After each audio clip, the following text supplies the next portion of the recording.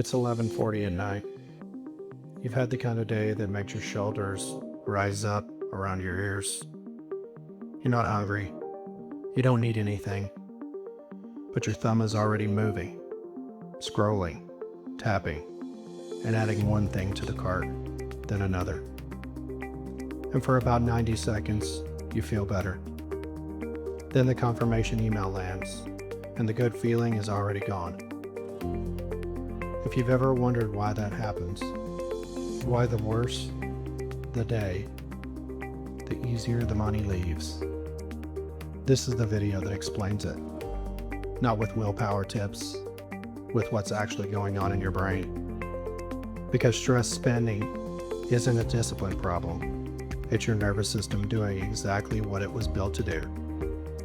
And once you see the machinery, you can finally stop blaming yourself and start interrupting it. Here's the first thing to understand. When you spend under stress, you are almost never buying the object. You're buying the feeling. Or more precisely, you're buying your way out of the feeling.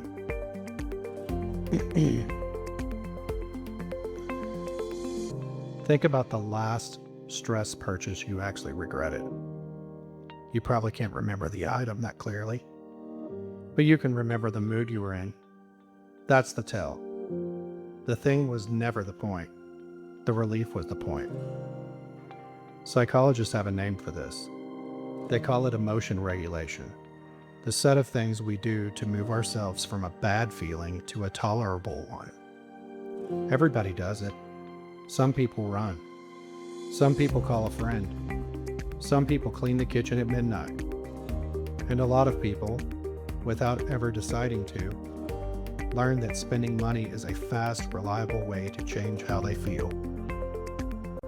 The problem isn't that you regulate your emotions. The problem is the tool you reach for costs money you don't want to spend. Let's go under the hood, because this is where it's interesting. When you are stressed, your body releases cortisol. Cortisol is a short-term survival chemical. Its entire job is to get you to solve the threat in front of you right now. It is terrible at long-term thinking, because in the moment it exists for, there's no long-term. There's only the next few minutes. So under cortisol, your brain quietly downgrades the future and upgrades anything that promises you fast relief. Now add the second chemical, dopamine. Most people think dopamine is the pleasure you feel when you get something. It isn't. Quite. Dopamine is the chemical of anticipation. It spikes in the moments before the reward, while you're browsing, while the item is sitting in your cart, and the half second before you tap buy. The purchase is the peak, which is why the box showing up on your doorstep 3 days later feels strangely flat. You already spent the high. You got it at checkout. So put those two together. Stress hands your brain a chemical that screams, fix it now. And shopping hands your brain a hit of anticipation that feels like fixing it. Your nervous system connects the two, and it does not care that your bank account is in the room. But there's a deeper piece, and it's the one almost nobody talks about. It's not just dopamine, it's control. Most stress comes from a feeling that something is happening to you. The boss, the diagnosis, the argument, the number you can't move. You don't get a vote. And here's what researchers have found. A lot of what looks like retail therapy is really an attempt to restore a sense of control. When you make a purchase, you make a decision. A small, complete, fully yours decision, start to finish, in under a minute. In a day where nothing went the way you wanted, you finally chose something and it happened.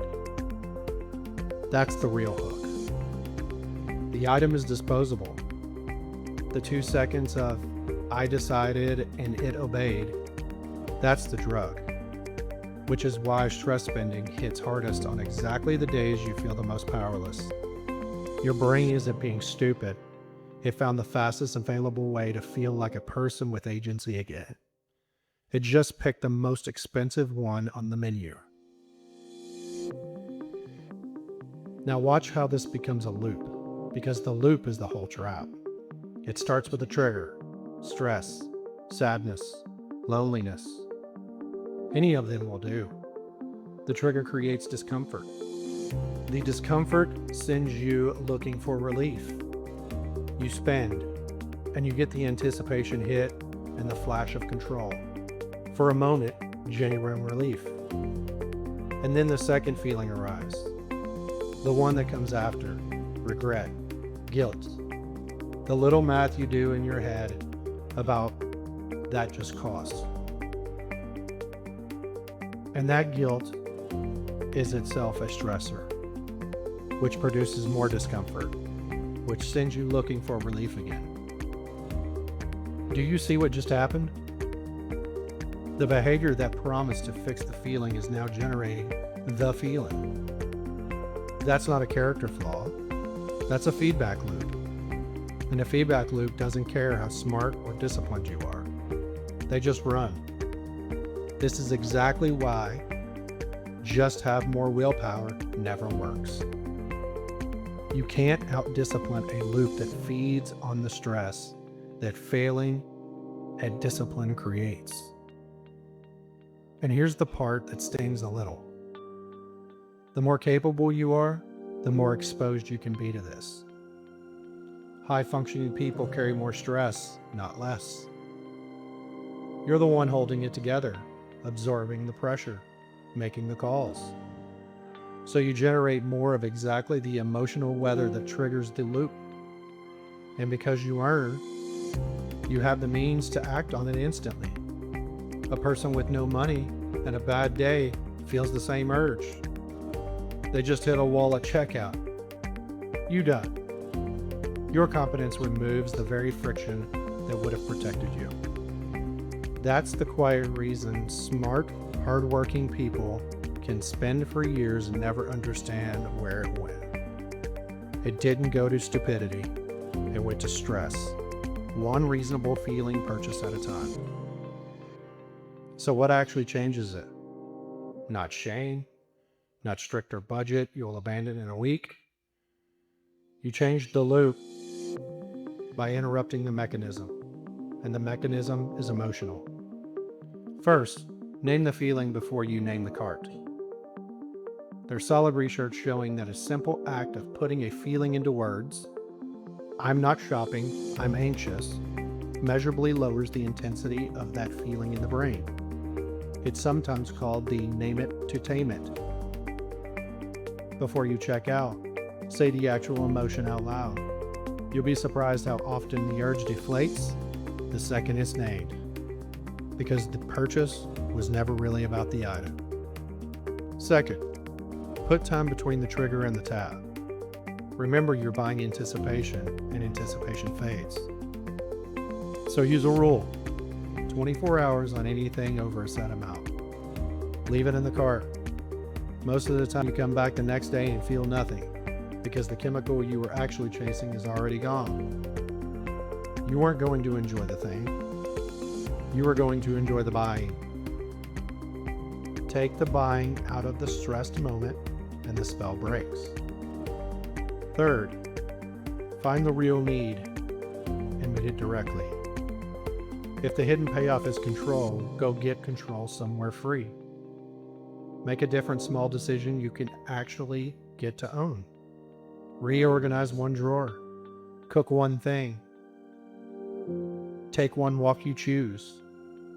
It sounds almost too simple, but you're giving your nervous system the exact thing it was shopping for without the receipt.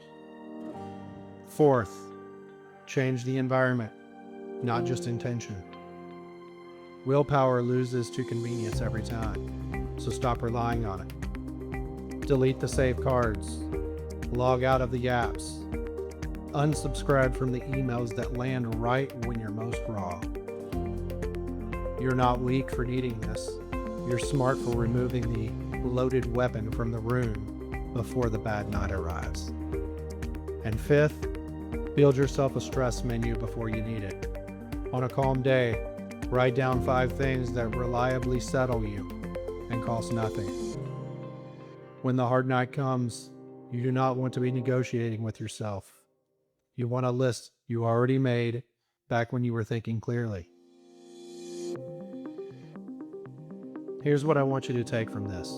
Stress spending was never proof that you were bad with money.